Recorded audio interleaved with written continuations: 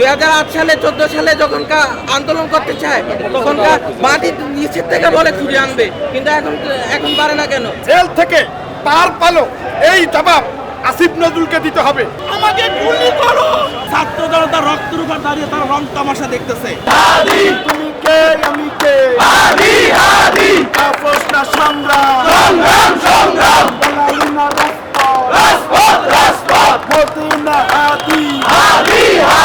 যে গুলি করেছে সে কিছুদিন আগেও জেলে ছিল, কিভাবে জেল থেকে পার পালো, এই জবাব আসিফ নজরুলকে দিতে হবে। অন্যথায় তাকে অবিলম্বে পদত্যাগ করতে হবে। আসিফ নজরুল এই দায় এড়াতে পারে না। শুধুমাত্র আসিফ নজরুল না, প্রধান উপদেষ্টা ব্যতীত বাকি যে সকল উপদেষ্টা আছে এরা সবাই এই জুলাই যোদ্ধাদের রক্ষার বয়ানের অন্তরালে আওয়ামী ফ্যাসিবাদদেরকে রক্ষা করে চলছে। আমরা অবিলম্বে প্রধান উপদেষ্টা ব্যতীত বাকি সকল উপদেষ্টার পদত্যাগ দাবি করছি। সেই সাথে শুধুমাত্র হাদি না, হাদির অন্তরালে এরকম অসংখ্য হাদি আমাদের চোখের অন্তরালে হত্যা হচ্ছে, সরকার এদেরকে রক্ষা করতে পারছে না। শুধু তাই না, হাসনাত আব্দুল্লাহ সহ এরকম অসংখ্য জুলাই যোদ্ধারা জীবনের ঝুঁকি নিয়ে রাজপথে আন্দোলন করে যাচ্ছে। এই সরকার যেহেতু জুলাই যোদ্ধাদের রক্ষা করতে ব্যর্থ হয়েছে, তাই এই সরকার আমাদেরকে আর দরকার নেই। এই সরকারের পরিবর্তে আমরা বিপ্লবী সরকার চাই। তাছাড়া প্রতিনিয়ত আমাদের জুলাই যোদ্ধা ভাই বোনেরা নির্মমভাবে হত্যা হতে চলবে, আমরা এটা মানব না। অবিলম্বে এই সরকারকে দায় নিয়ে পদত্যাগ করে এই দায়ের বিচার করতে হবে। ধন্যবাদ সবাইকে। জুলাইয়ের মানে সবচেয়ে বড় একটা মুখ, গণতন্ত্র মঞ্চের একজন মুখপাত্র, তাকে মেরে ফেলছে দিনের আলোয়। একবার ঢাকার মতো একটা এলাকায়, যেখানে ঢাকা শহর, এখানে প্রাণ কেন্দ্রে যদি মেরে ফেলে তাহলে কেমনে? আমাদের তাহলে প্রশাসনের এখানে ভূমিকা কি? জামাত শিবির যখনকার 2008 সালে 14 সালে যখনকার আন্দোলন করতে চায় তখনকার মাটি নিচের থেকে বলে খুঁজে আনবে, কিন্তু এখন পারে না কেন? আওয়ামী লীগ কি ধরতে পারে না? এর মানে কি আওয়ামী লীগের উপরে কি ওদের কি বলে নতজানুতা আছে? এটার একটা সুষ্ঠু তদন্ত করতে হবে, বিচার করতে হবে। যে আছে খুনি আছে, নাম কি, ফয়সালকে ধরে মাটির নিচে থাকলেও ভারতের থেকে আনতে হবে। ভারত না বলে বন্ধু দেশ, তারা না বলে আমাদের রক্ষা করে কই? আমাদের শত্রুদেরকে দেয় না কেন? ভারত আমাদের চিরশত্রু, জন্মের শত্রু।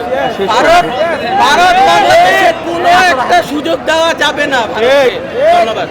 প্রত্যেকটা জুলাই যোদ্ধা বলেন, ছাত্র জনতা বলেন, সবার একটাই দাবি, ফ্যাসিস্ট খুনিদের যাদের বিরুদ্ধে রায় হয়েছে এবং হাদি ভাইকে যারা গুলি করেছে, ভারত যদি আমাদের বন্ধু রাষ্ট্র হয় তাহলে আমাদের সাথে তারা বন্ধুস্বরূপ আচরণ কতটুকু করতেছে আপনারা দেখতে পাচ্ছেন।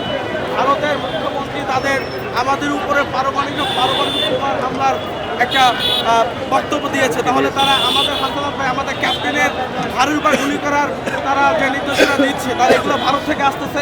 ভারত আমাদের কোনোভাবেই কূটনৈতিকভাবে ভারতের সাথে আমাদের সম্পর্ক থাকা উচিত না। আমি এতটুকু মনে করি বাংলাদেশ সরকারের একটাই কাজ হবে এখন, অন্তর্বর্তীকালীন সরকারের, যে হাদির খুনিদেরকে আগামী 7 কার্য দিবসের মধ্যে বাংলাদেশের সর্বোচ্চ শাস্তি নিশ্চিত করতে হবে এবং এই খুনির পরিবারকেও শাস্তি আওতায় আনতে হবে। কারণ এই যে খুনিরা বাংলাদেশে এখনো বেড়াচ্ছে, বিভিন্ন জায়গায় চলাচল করতেছে, এটার জন্য সরকারকে দায় নিতে হবে। কেননা বিপ্লবে পরাজিত শক্তিকে বাঁচিয়ে রাখলে রাষ্ট্রের এই পূর্ণ অবস্থা হবে, এটা স্বাভাবিক। বিপ্লবে পরাজিত শক্তিকে কখনোই টিকিয়ে বাঁচিয়ে রাখা যাবে না। সরকারকে অবশ্যই চিরুনি অভিযান দিয়ে এই ফ্যাসিস্টদের দোসরদের বাংলাদেশের রাষ্ট্রে, আমরা দেখেন জুলাইতে আমি আন্দোলন করেছি, আমরা যে পাটকেল আমি আমার আন্দোলন শিক্ষার্থীদের যেতে বলি নাই, সেখানে আমরা শুধু মুখে স্লোগান দিয়ে আন্দোলন করেছি। সেখানে আজকে আমাদের জুলাই যোদ্ধাদেরকে গুলি করে মারা হচ্ছে, টার্গেট কিলিং মিশন হচ্ছে। এগুলোর সাথে যারা জড়িত প্রত্যেককে স্ব জায়গা থেকে দায়িত্ব নিয়ে এদেরকে ফাঁসির কাস্টডিতে দাঁড় করাতে হবে। অবশ্যই এটার সাথে স্বরাষ্ট্র উপদেষ্টা, এরপর হচ্ছে আইন উপদেষ্টা, পররাষ্ট্র উপদেষ্টা, প্রত্যেককে জবাবদিহিতে আনতে হবে।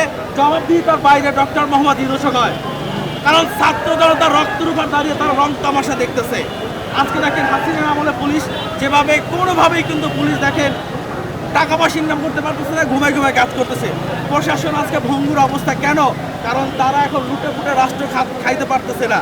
এর জন্য তারা আজকে আমাদের জনগণকে একটা বলির পাঠা বানাচ্ছে। আমরা 71 পথ ধরতে পারছি, এর জন্য ইতিহাসে আমি লাখো লাখো কামনা করি। আজকে আমরা এই নবীন সন্তানেরা দেশ করবেন।